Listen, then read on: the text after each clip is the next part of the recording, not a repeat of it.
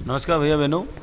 आज हम कक्षा 11 की पुस्तक अभिव्यक्ति और माध्यम का द्वितीय अध्याय जो हम पढ़ रहे हैं, पत्रकारिता के विविध आयाम का आगे का भाग पढ़ेंगे। अभी तक हमने इसमें पढ़ा है कि पत्रकारिता क्या होती है, समाचार क्या होता है, समाचार के तत्व, और आज हम पढ़ने वाले हैं संपादन और संपादन के सिद्धांत। तो आइए सबसे पहले संपादन को समझते हैं कि संपादन का अर्थ है किसी लेख, पुस्तक, दैनिक, साप्ताहिक, मासिक या सावधिक पत्र या कविता के पाठ, भाषा, भाव या क्रम को व्यवस्थित करके तथा आवश्यकतानुसार उसमें संशोधन, परिवर्तन तथा परिवर्धन करके उसे सामाजिक प्रयोग अथवा प्रकाशन के योग्य बना देना। कुल मिला के संपादन का कार्य बच्चों ये होता है कि कोई भी जो हमारी पुस्तक है या कोई आर्टिकल है या समाचार पत्र में छपने वाले समाचार हैं या कोई पत्रिका है जो मासिक है या कोई और अवधि है उसकी, या कोई कविता है, कोई पाठ है, तो उनकी जो भाषा होती है उसको ठीक करना। उसका जो भाव है, कहीं ऐसा लगता है कि अगर किसी सेंटेंस से वो भाव निकल के नहीं आ रहा तो उस सेंटेंस को बदलना और क्रम को व्यवस्थित करना कि जो बात कही गई है वो क्रम से है या नहीं।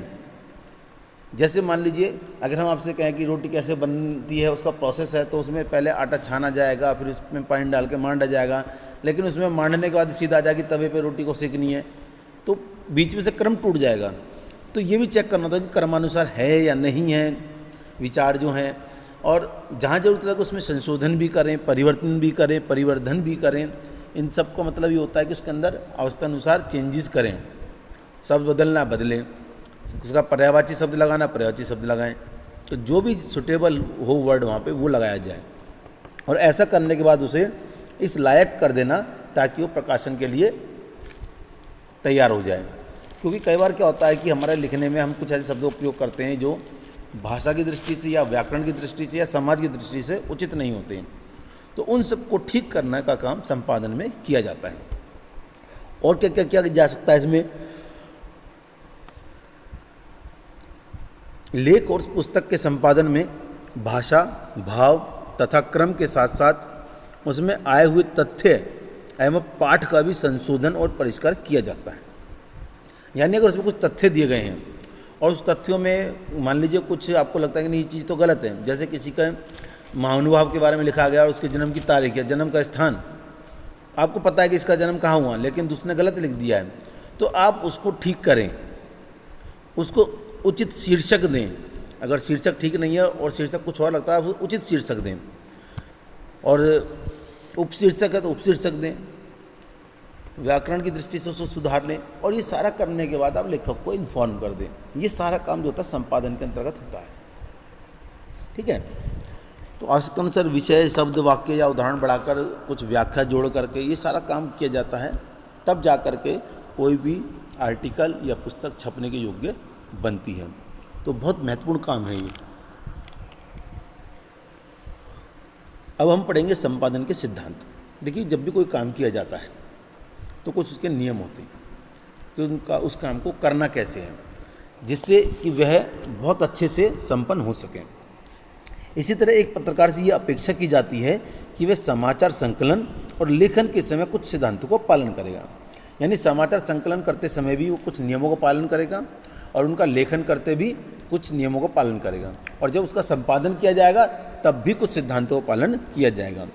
और ये जो सिद्धांत होते हैं ये पत्रकारिता के आदर्श मूल्य भी हैं, क्योंकि इनके बिना पत्रकारिता का मतलब भविष्य ही नहीं हो सका होगा। इन सिद्धांतों का पालन करके ही एक पत्रकार अपने पाठकों का विश्वास जीत सकता है। पत्रकारिता की साख बनाए रखने के लिए निम्नलिखित सिद्धांतों का पालन करना जरूरी है। क्योंकि अगर देखो, संवाददाता हमको जो फैक्ट हमको पढ़ने को मिलते हैं उसके द्वारा अगर वो उनको सही रूप में नहीं देगा तो हमारा उसकी खबरों को पढ़ने से विश्वास उठ जाएगा। जैसे न्यूज़ चैनल पे कुछ बहुत सारे लोग न्यूज़ पढ़ते हैं, लेकिन हम उनमें से किसी एक दो को ही सुनना पसंद करते हैं, क्योंकि हमें उसकी भाषा शैली और उसके द्वारा दी गई जानकारी जो बिल्कुल सटीक होती है तो उस पर विश्वास होता है। तो इसलिए बहुत ज़रूरी है उन पत्रकारों के लिए इन सिद्धांतों का पालन करना। तो आइए जानते हैं कि सिद्धांत कौन कौन से हैं। पहला सिद्धांत है तथ्यों की शुद्धता, जिसे हम तथ्य परकता भी कहते हैं। पत्रकारिता यथार्थ या वास्तविकता का प्रतिबिंब है, क्योंकि पत्रकारिता में क्या होता है, जो घटना जैसे घटी जाए हो सब कुछ उसकी जानकारी एज इट इज़ वही देनी होती है। और यथार्थ को संपूर्णता में प्रतिबिंबित करने के लिए आवश्यक है कि ऐसे तथ्यों का चयन किया जाए जो उसका संपूर्णता में प्रतिनिधित्व करते हों। यानी हमें जब भी किसी घटना की सूचना देनी होती है समाचार पत्रों में, तो हमको ये चाहिए कि हम जो भी तथ्य इकट्ठे कर रहे हैं वो इस घटना की संपूर्णता को व्यक्त करते हों। ऐसा ना हो कि हम अधूरी घटना प्रस्तुत कर दें। जैसे किसी एक्सीडेंट की खबर आपने लिखी और उसमें केवल आपने इतना ही दिया कि भाई कार और ट्रक की टक्कर हो गई, उसमें 3 लोग मर गए। अब समाचार आपने इतना लिख दिया, लेकिन इसमें जिज्ञासा कितनी सारी रहेंगी कि गलती किसकी थी, सबसे ज़्यादा नुकसान कौन सी गाड़ी को हुआ। कई बार ट्रक भी पलट जाते हैं। और मरने वाले 3 कौन कौन थे, क्या ट्रक ड्राइवर मरा या ट्रक में कुल थे कितने लोग। तो बहुत सारी जानकारियाँ लोग पाठक के मन में उठती हैं जानने के लिए इच्छाएं। तो इसीलिए उसको संपूर्णता में ले ऐसे तथ्यों को साथ लिखना चाहिए। इसलिए समाचार लिखते समय सही सूचना और तथ्यों को चुनना एक कठिन चुनौती बन जाती है। उदाहरण 6 अंधों का हाथी को छूकर पहचानना। देखिए इसमें क्या था, ये एग्जाम्पल है 6 अंधों का, क्योंकि तथ्य अगर सही नहीं चुनेंगे तो क्या होगा। एक बार 6 अंधे मिलकर के हाथी को छूते हैं, कोई इसका कान छूता है, कोई इसकी पूंछ छूता है, कोई इसका पेट, कोई इसका पाँव, और सब अपना अपना व्यक्त करते हैं कि भाई ये जो हाथी है वो खम्भे की तरह होता है। कोई कहता है कि ये जो हाथी है एक पाइप की तरह होता है जो सॉफ्ट होता है, दाएं बाएं मुड़ जाता है। एक कहता है कि ये हाथी जो है एक बहुत बड़ा गोला सा है, पत्थर का सा। एक उसके कान को देख रहा होता है छू करके, तो कहता है भाई हाथी जो है वो सूप की तरह होता है, जैसे सूप होता है इतना बड़ा, ऐसा होता है। तो अगर अलग अलग उनके तथ्यों को लें तो वो कोई भी तथ्य हाथी की संपूर्णता को व्यक्त नहीं करता।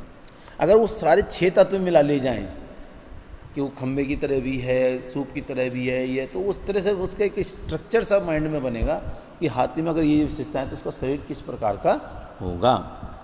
तो इसलिए तथ्यों की शुद्धता की बहुत ज़रूरत होती है। दूसरा होता है वस्तुपरकता। वस्तुपरकता क्या होता है बेटा, कि जैसे हम लोग कुछ सूचना इकट्ठे कर रहे होते हैं किसी घटना से रिलेटेड, तो कई बार क्या होता है कि हमारे मस्तिष्क में उस घटना को लेकर पहले ही एक पूर्वाग्रह बन जाता है। जैसे आज के समय में अगर कोई राजनेता पब्लिक के बीच में आकर के दूसरी पार्टी पर आरोप लगाता है, तो हमारे मन में एक पूर्वाग्रह रहता है कि सब नेताओं का यही काम है, वो इसकी बुराई करेगा, ये इसकी बुराई करेगा, इसलिए हम उसकी बात पर ध्यान नहीं देते हैं। कई बार क्या होता है कि हमारे आस पड़ोस में कोई ऐसे व्यक्ति होते हैं जिनके बारे में पूर्वाग्रह बना होता है माइंड में पहले से ही कि यार ये तो अच्छा काम कर ही नहीं सकता, भले ही वो अच्छा काम कर रहे हों, लेकिन हम उस पर विश्वास नहीं कर पाते क्योंकि हमारे मन में पूर्वाग्रह बना हुआ है कि ये व्यक्ति ठीक से काम करेगा ही नहीं। तो इस पूर्वाग्रह से हमें बचना होता है। संपादन करते समय हमें इस पूर्वाग्रह से बचना होता है।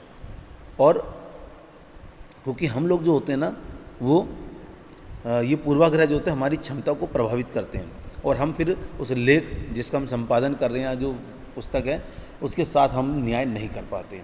तो ये बहुत ज़रूरी है, संपादन करते समय आपको उस पूर्वाग्रह से मुक्त होना पड़ेगा, तभी आप उस संपादन को ठीक से कर पाएंगे। तीसरा, निष्पक्षता। ये भी बहुत ज़रूरी है, क्योंकि निष्पक्ष भाव से हमें ये काम करना होता है, क्योंकि इसी निष्पक्षता के भाव से समाचार संगठन की साख बनती है। यह साख तभी बनती है जब समाचार संगठन बिना किसी का पक्ष ले सच्चाई सामने लाता है। पत्रकारिता लोकतंत्र का चौथा स्तंभ है और राष्ट्रीय जीवन में इसकी अहम भूमिका है, लेकिन निष्पक्षता का तटस्थता नहीं है। इसलिए पत्रकारिता सही और गलत, न्याय और अन्याय जैसे मसलों में तटस्थ नहीं हो सकती। निष्पक्षता का मतलब तटस्थता नहीं है, इस बात को आप समझें कि निष्पक्ष का अर्थ होता है कि अगर किसी 2 गुटों में टकराव हुआ है, संघर्ष हुआ, तो हमें किसी एक गुट का पक्ष नहीं लेना है। हमें दोनों गुटों की, दोनों पक्षों की बात को लेना है कि ये पक्ष ये बात कह रहा है और ये पक्ष ये बात कह रहा है, और इन तथ्यों की जब जांच की गई तो सच्चाई में ये तथ्य निकल कर आए। तो जब आप इस प्रकार से अपनी खबर रखेंगे तो वो पाठकों को अधिक विश्वसनीय लगेगी। लेकिन अगर आप इस प्रकार लिखें कि नहीं यह पक्ष बिल्कुल सही कह रहा है, दूसरा पक्ष बिना वजह ही झगड़ा कर रहा है, तो लोगों के मन में ये विश्वास आएगा कि यार ये तो एक का ही पक्ष लेकर चल रहा है। तो हमें निष्पक्ष होना होता है। तटस्थता क्या होती है? बिल्कुल अलग थलग कर लेना अपने आप को। जैसे सड़क पर जब दो लोग लड़ रहे होते हैं तो हम लोग तटस्थ होकर के उसको आराम से देखते रहते और एंजॉय करते रहते हैं। हमें तटस्थ नहीं रहना है, हमें निष्पक्ष होना है। उन दोनों को लड़ने से मना करके पूछना, भैया पहले बात बताओ है क्या, जिसकी गलती हो उसे समझाया जाए। तो निष्पक्ष भाव से ये करना है। इसके बाद संतुलन, ये संतुलन में बहुत बड़ी वो है ज़रूरत। आप निष्पक्ष होकर के इसकी भी बात रख रहे हैं और इसकी भी बात रख रहे हैं, दोनों पक्षों की बात रख रहे हैं, लेकिन दोनों पक्षों की बात में संतुलन भी होना चाहिए। क्योंकि अगर ये संतुलन नहीं हुआ और आपका पल्ला किसी एक पक्ष की ओर ज़्यादा झुक गया तो आप पे फिर ये आरोप लग सकता है कि आप एक पक्ष का साथ दे रहे हैं। तो इसलिए आपको दोनों पक्षों की बात को, वजन को बराबर रूप से ही रखना है। क्योंकि संतुलन की आवश्यकता वैसे नहीं पड़ती है हमें समाचार पत्र में, लेकिन जब किसी घटना में अनेक पक्ष शामिल होते हैं और उनमें किसी न किसी रूप में टकराव होता है तो उस स्थिति में संतुलन का तकाजा यही है कि सभी संबंधित पक्षों की बात समाचार में अपने अपने समाचारीय वजन के अनुसार स्थान पाएं। तो यानी बहुत सारे पक्ष हैं, जैसे सरकार के किसी निर्णय पे सरकार, विपक्ष और जनता सब आमने सामने हो जाए, तो ऐसे में सरकार के अपने हिसाब से उसका मत, जनता के हिसाब से उसका मत और विपक्ष के हिसाब से उसका मत, इन सबको रखना संतुलन बना के जरूरी है। नहीं तो किसी एक पक्ष के साथ देने का आरोप लग सकते हैं। इसके बाद है सबसे महत्वपूर्ण स्रोत। संपादन में अंतिम सिद्धांत है स्रोत। इस समाचार में, हर समाचार में शामिल की गई सूचना का कोई स्रोत होना आवश्यक है। देखिए, जो भी हमें समाचार मिलते हैं, कभी आप समाचार पत्रों पर ध्यान दोगे तो आपको मिलेगा कि सूचना जो भी समाचार पढ़ रहे हैं उसके साथ कुछ एजेंसियों के नाम होते हैं, जैसे प्रेटू, पीटीआई, ये समाचार एजेंसियां हैं जो इस बात की प्रमाणिकता देती हैं कि जो ये सूचना दी गई है ये बिल्कुल सही है।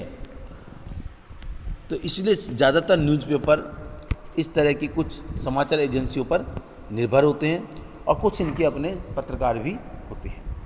प्रमुख जो सूचना देने वाली जो वह हैं, क्या नाम है, एजेंसियां हैं, उनमें पीटीआई ब्रैकेट में भाषा और यूएनआई, इसको यूनिवर्स जैसी समाचार एजेंसी हैं।